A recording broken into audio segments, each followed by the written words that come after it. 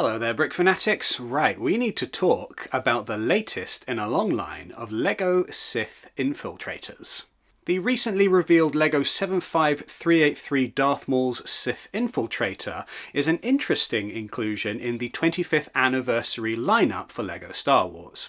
It's not particularly surprising that we've got an Episode 1 starship because in addition to being the 25th anniversary of LEGO Star Wars, this is also the 25th anniversary of The Phantom Menace. What's interesting is the particular vehicle that's been chosen, the price point, the size, and the fact that, well, basically we're getting this rather than anything else that we could possibly have to celebrate the 25th anniversary of The Phantom Menace. This is like one of those iceberg memes where you can start at the top level and say, oh, isn't it interesting that they've decided this particular price point and size for this particular model? And then as you kind of travel down, you start asking more and more questions like, why specifically the Sith Infiltrator?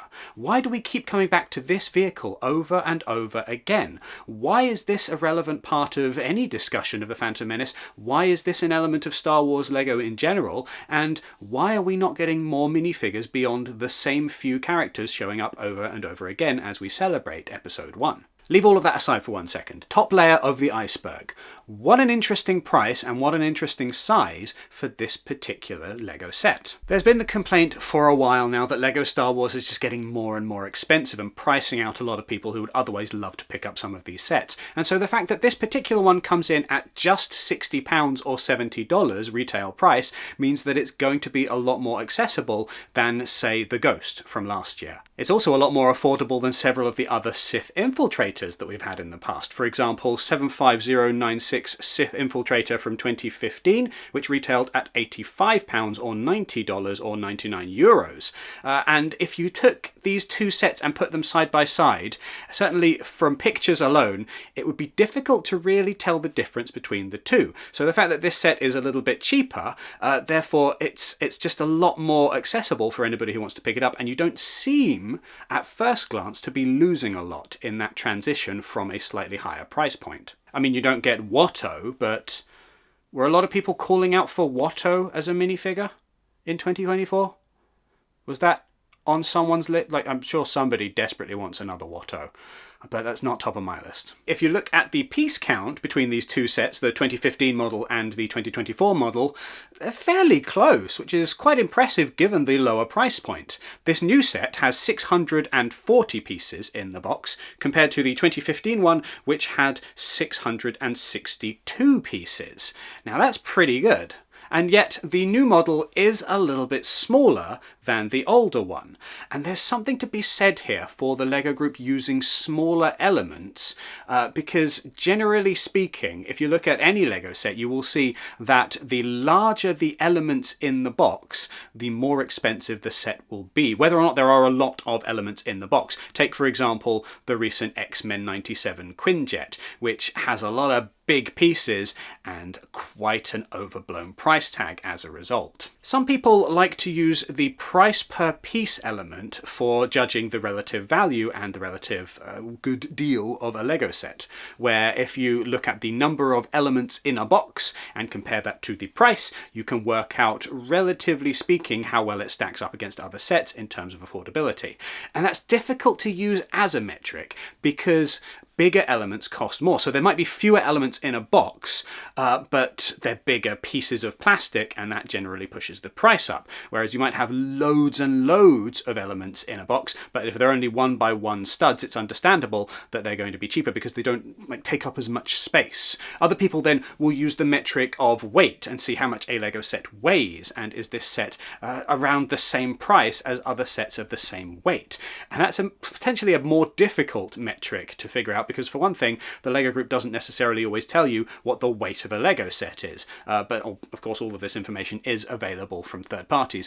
But even that doesn't necessarily factor in the amount of time that you will spend building a LEGO set, or the amount of space it's going to take up and how big and substantial it feels as a build. It's not going to factor in minifigures because a minifigure is generally more expensive, and whether or not that's down to the additional costs of producing a minifigure, or whether that's just because the LEGO Group likes to set their prices high, is is up for debate, but it's worth bearing in mind that if a set has a lot of minifigures in, that generally increases the price. So this is one aspect, for example, with this new Sith Infiltrator, where the price understandably is lower because you don't have Watto in there, because you've just got Anakin and Qui-Gon and Darth Maul himself. At the same time, the question needs to be raised, and here we dig a little bit deeper into the iceberg and go a little bit further below sea level as we ask, why do we keep getting Sith Infiltrators anyway?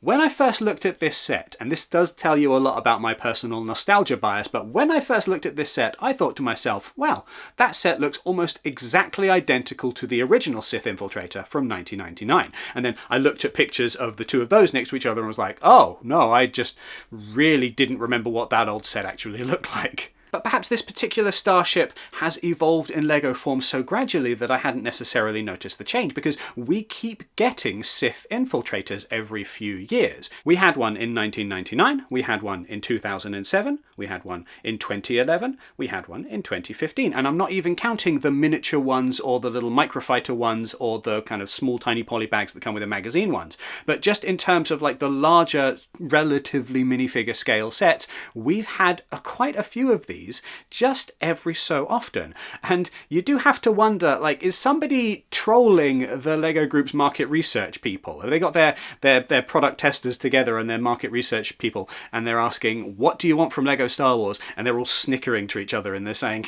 go on, say it again. We want another Sith Infiltrator.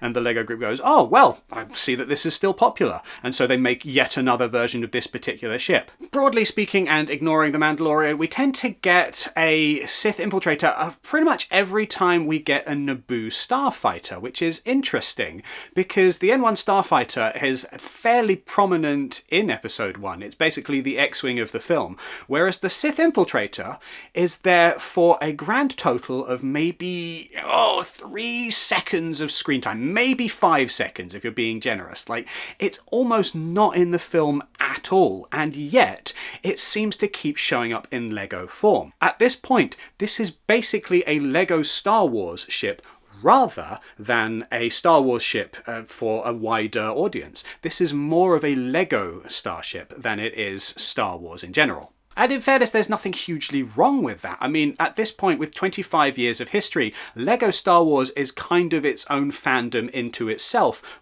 completely ignoring the wider Star Wars fandom. So yes, there are elements of this particular community, and there are ships that are beloved by this audience and this consumer base that just completely pass by most other Star Wars fans.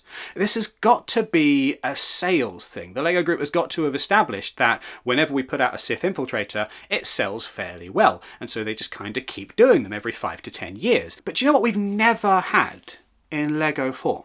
We've never had the Nubian Royal Starship in LEGO form. We've never had one. I mean, you know, they show up in video games sometimes and in cartoons and things based on LEGO Star Wars, but we've never had one on sale, and that is basically the Millennium Falcon for Episode 1. That's the hub ship that everybody travels in, and it has never had the physical, real LEGO treatment, and that's just very interesting. And here we find ourselves going just a little bit further down that rabbit hole, just a little bit deeper underwater to observe another different chunk of the iceberg, further submerged under the murky depths. Because if you look at the LEGO sets that we get based on Episode 1 versus the amount of screen time that those sets tend to have, there's an imbalance of sorts. This isn't anything really to do with LEGO Star Wars at all. This has everything to do with how The Phantom Menace is constructed as a film and how then it has been merchandised as a result of that. Which of these characters has more screen time in The Phantom Menace? Yoda. Which of these characters is the marketing guy, the guy who was on all of the merchandise, the one who was on all of the posters in the film? It's that guy. Indeed, the film is named The Phantom Menace. That's the Phantom Menace, right? And that's why Darth Maul keeps showing up, because he is, let's be clear here, the absolute coolest character in the film. Now, don't worry, this isn't going to turn into one of those videos where I complain about how George Lucas wasted the most interesting character in the prequels, but it is worth bearing in mind that the Phantom Menace gets a lot of the merch for this film because he's the title character, even if he's not the main character of the film. I think it is worth bearing in mind how Darth Maul is used in this film, kind of like how the shark is used in Jaws. He turns up very briefly, and it's more about this kind of looming threat, rather than about him actually just showing up and hitting people with his lightsaber. Like, if you look at how Darth Vader is used in A New Hope, he's everywhere. He's stomping around, he's arguing with Princess Leia, he's just kind of lurking in the background when Grand Moff Tarkin is doing his sinister British thing. And by comparison, Darth Maul has very little screen time, and his starship, the Sith Infiltrator, even less, and yet he is such an omnipresent threat throughout the entire film that the film is literally named after him. He is a very effective character and has shifted a lot of merchandise as a result because he is so cool and because people want more of him. So, when you're doing a Phantom Menace nostalgic LEGO set for the 25th anniversary, apparently the thing you pick is Darth Maul, and if you're going to do that in LEGO form, you're going to need a spaceship, so it's the Sith Infiltrator, and here it comes back again. In contrast to that, who is the main character of the Phantom Menace?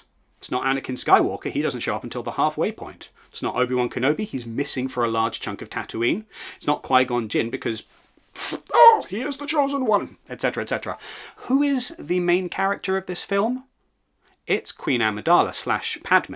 It's the character who learns a lesson. She's the young new ruler of Naboo who is beset by ultra-capitalists who want to take over her planet for money, so she flies halfway across the galaxy to try and get help and discovers that her entire government is also under the thrall of the hyper-capitalists. So she then flies back again and realizes that what she needed to do all along was make peace with the natives of the planet and establish a symbiotic bond between the two. Obi-Wan Kenobi actually literally says it at one point in the film, you two form a symbiote circle. That's the point of the film.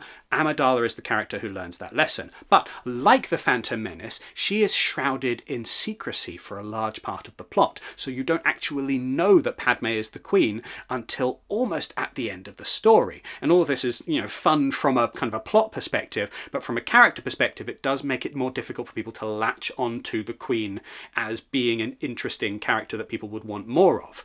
And I think that would be part of the reason why, even though Padme was the very first LEGO Star Wars minifigure that we ever got, she is apparently absent from this particular year of LEGO Star Wars sets. Now, admittedly, when we got a Padme minifigure last year, I did complain because she wasn't as detailed as she could have been. She was missing some of Natalie Portman's actual facial features, such as her prominent mole on her face, which would have made for a more interesting and unique and potentially diverse minifigure because we would have had a different type of kind of facial appearance.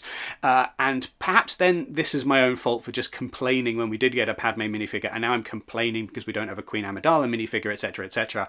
But my point is, Padme often gets overlooked by the LEGO Star Wars design team. She just doesn't seem to get as much love as Darth Maul. This would have been an absolute perfect opportunity for a new Queen Amidala minifigure, because that one Queen Amidala minifigure we did get is one of the coolest minifigures we have ever had, and the fact that she has not shown up again since is really a tragedy. And to that end, the 25th anniversary sets really are an interesting selection of choices. So, for example, for the 20th anniversary of Attack of the Clones, we finally got the Kaminoan minifigure that people have been wanting for a very long time. So why not this time around a Boss Nass, or a Shmi Skywalker, or a new Queen Amidala, or something that's different, rather than just another Darth Maul and Darth Maul ship with another Qui-Gon and another Anakin. And if you take things further, the LEGO Group has a big focus on diversity within its LEGO sets at present, and oftentimes this diversity feels a little bit